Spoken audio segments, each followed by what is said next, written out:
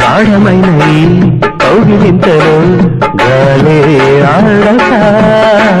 నీరు ఇంగిట తోడు దొంగలై పగలే రేయిగా